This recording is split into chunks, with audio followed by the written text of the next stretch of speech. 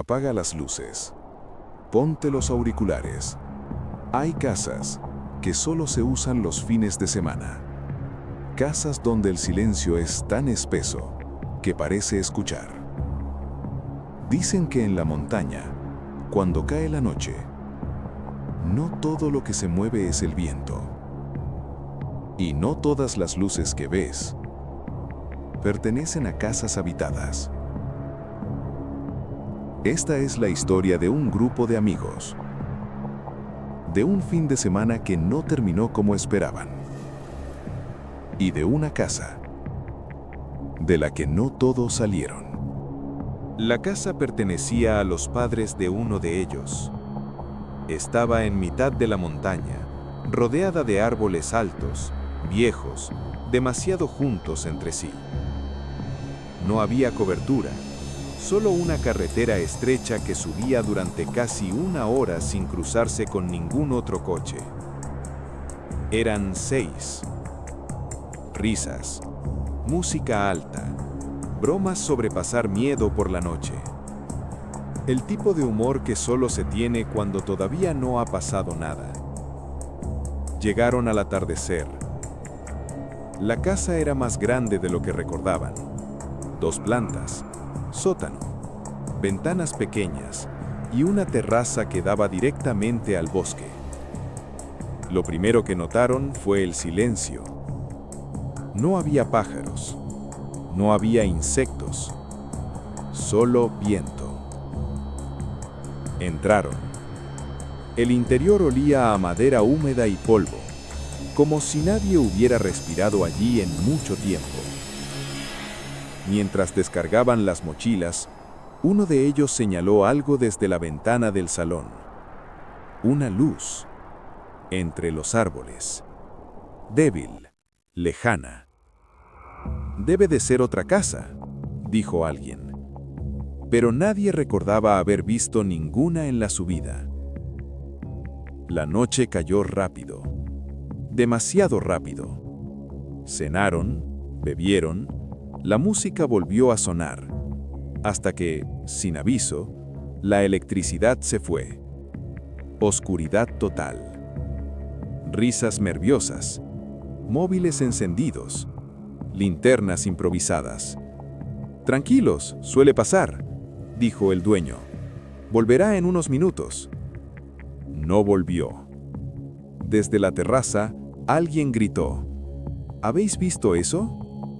Todos miraron al bosque. La luz seguía ahí, pero ahora estaba más cerca. Ahora estaba más cerca. Decidieron ignorarlo. Fue el primer error. Esa noche, uno de ellos salió a fumar y no volvió a entrar. Al principio nadie se alarmó. Pensaron que había ido al coche o que estaba dando una vuelta alrededor de la casa. «Ahora vuelve», dijo uno. «Siempre tarda». Pasaron 5 minutos. Luego, 10. El frío empezó a colarse por las ventanas mal selladas. El viento golpeaba la madera con pequeñas sacudidas secas, como si alguien probara las puertas desde fuera. «Voy a buscarlo», dijo otro, cogiendo una linterna. No debería haber salido solo, pero nadie lo detuvo. Desde dentro observaron cómo su luz se alejaba por el sendero que rodeaba la casa. Un punto blanco moviéndose entre los árboles, hasta que se detuvo. «¿Qué hace?», preguntó alguien. La luz tembló y se apagó. El silencio que siguió fue distinto, más profundo, como si el bosque hubiera estado esperando ese momento. «Esto ya no es una broma», dijo una de las chicas en voz baja.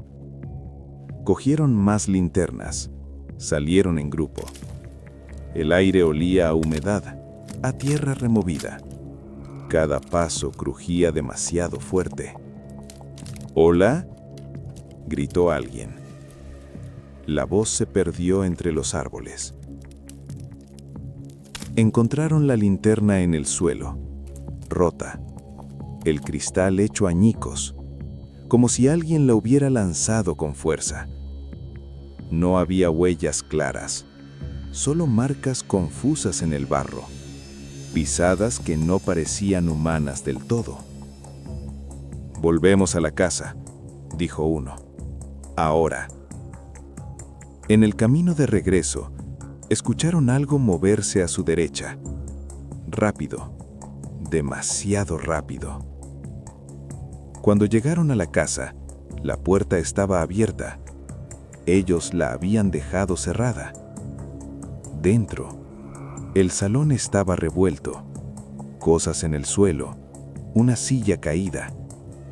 Y en la pared, junto a la escalera, algo escrito. No con pintura, no con rotulador, con algo oscuro. No miréis el bosque. Nadie dijo nada. Entonces, desde arriba, sonó un golpe. Uno solo, como si algo hubiera caído o hubiera sido arrojado. Miraron hacia el techo. El golpe se repitió, más fuerte, desde el piso de arriba. Nadie quería subir. Todos miraban la escalera como si no perteneciera a la casa, oscura, estrecha, con el pasamanos cubierto de polvo. El golpe volvió a sonar. Esta vez no hubo duda. Venía del piso de arriba. «Puede que sea él», dijo alguien, sin convencerse ni a sí mismo. Subieron despacio, uno detrás de otro. Las linternas temblaban en sus manos. Cada escalón crujía, no como madera vieja, sino como si el sonido se amplificara, como si la casa escuchara. El pasillo superior era más estrecho de lo que recordaban. Las puertas estaban cerradas, todas, menos una, la del fondo. Estaba entreabierta. De dentro salía un olor extraño, metálico, mezclado con humedad. «No entréis», susurró alguien, pero ya era tarde. Empujaron la puerta. Dentro había un dormitorio pequeño, una cama, un armario, la ventana abierta, golpeando suavemente con el viento. Y en el suelo, uno de ellos, el que había salido a fumar, estaba boca arriba, los ojos abiertos, la expresión congelada en un gesto que ninguno olvidaría jamás. No había sangre, no había heridas visibles, solo el cuello, torcido en un ángulo imposible. Una de las chicas gritó. El sonido rebotó por la casa y se perdió en el bosque. Entonces ocurrió algo peor. Desde el exterior, entre los árboles, respondió otro grito.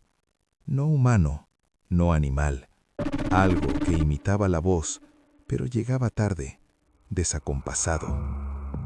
«Nos vamos», dijo uno, «ahora mismo». Bajaron corriendo, pero al llegar al salón, la puerta principal ya no estaba cerrada.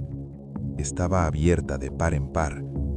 El viento entraba con fuerza, haciendo bailar las cortinas. Y en la terraza, de espaldas a ellos, había una figura, alta, quietísima, mirando hacia el bosque. Dijo alguien con la voz rota. «¿Quién eres?» La figura giró lentamente la cabeza. No tenía el rostro del todo bien formado, como si algo hubiera intentado copiar una cara humana sin entender del todo cómo funciona. Y sonrió. Las luces de los móviles parpadearon y se apagaron al mismo tiempo. Oscuridad total.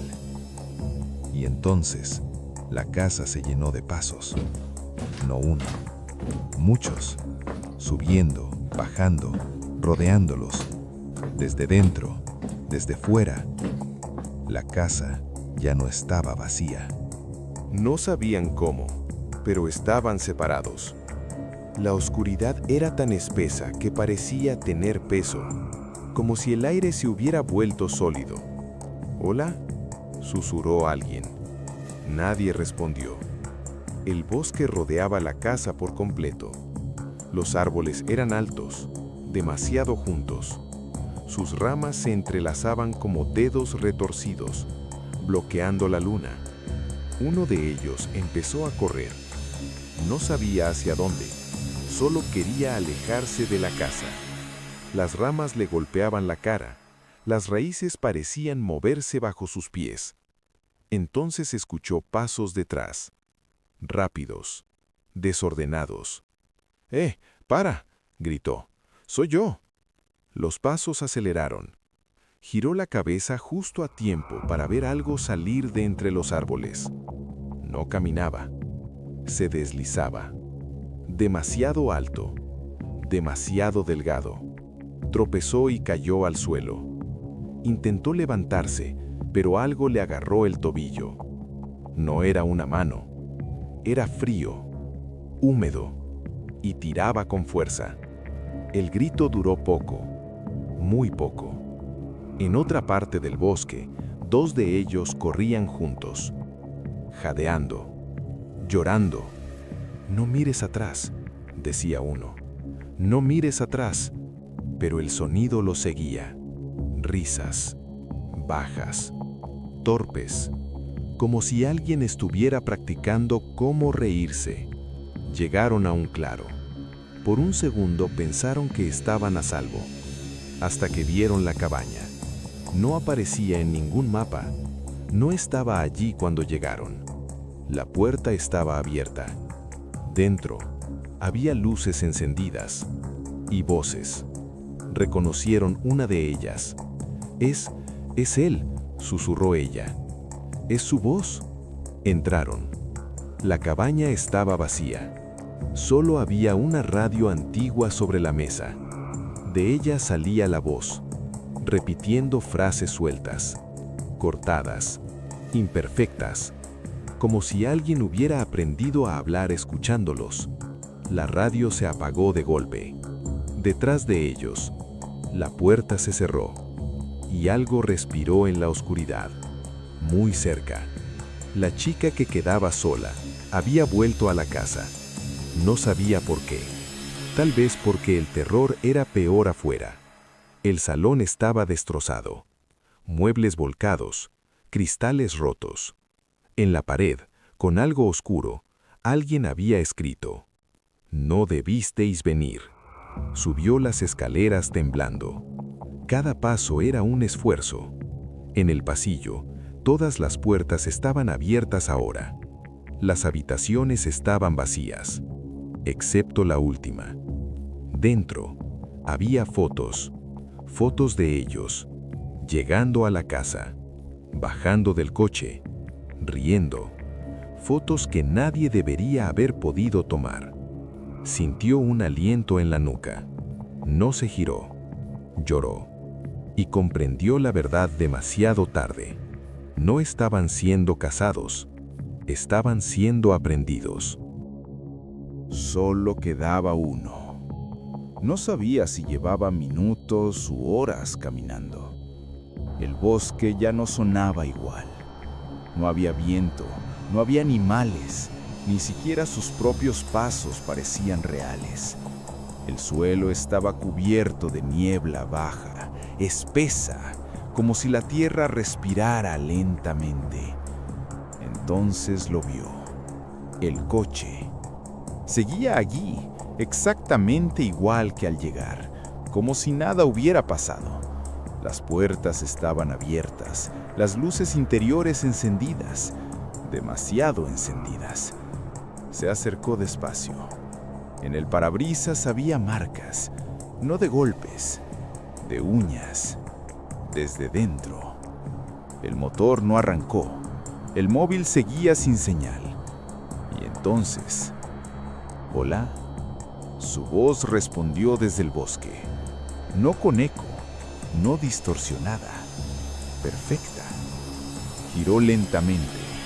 Entre los árboles las sombras se movían, ya no se escondían, Eran varias, altas, torcidas, demasiado quietas para estar vivas. Una dio un paso al frente. Su rostro cambió. Primero fue su amigo, luego la chica que había desaparecido, luego él mismo. «Nos dejaste atrás», dijo la cosa con su cara. «Pero aprendimos». Otra figura habló. «Aprendimos a caminar. Aprendimos a hablar. Aprendimos a esperar». Retrocedió, tropezó, cayó al suelo. Las figuras no corrieron, nunca lo hacían, solo avanzaban, seguras de que no había salida. Corrió, no hacia el bosque, hacia la casa. La puerta estaba abierta, dentro todas las luces encendidas, demasiado blancas. En el salón, sentados como si nada, estaban ellos, todos, limpios, tranquilos, sonriendo. «Llegas tarde», dijo uno. «Nosotros ya nos vamos». «No», susurró, «eso no sois vosotros». «Claro que sí», respondieron. «Somos lo que aprendieron de nosotros». Subieron al coche. El motor arrancó. Las luces se alejaron por el camino de tierra. Él gritó. Nadie respondió. La casa crujió. Las paredes vibraban. El suelo empezó a latir bajo sus pies. Las figuras entraron, no violentas, no apresuradas, como si el final ya estuviera decidido. Comprendió la verdad. La casa no era el peligro. El bosque no cazaba. El bosque reemplazaba. Siempre dejaba ir a uno, para que nadie sospechara, para que la historia continuara. Días después, un coche apareció en la carretera. Dentro, un chico, solo, en shock. No recordaba nada, pero por las noches hablaba dormido. Decía nombres que nadie conocía y a veces sonreía con una sonrisa que no era del todo humana.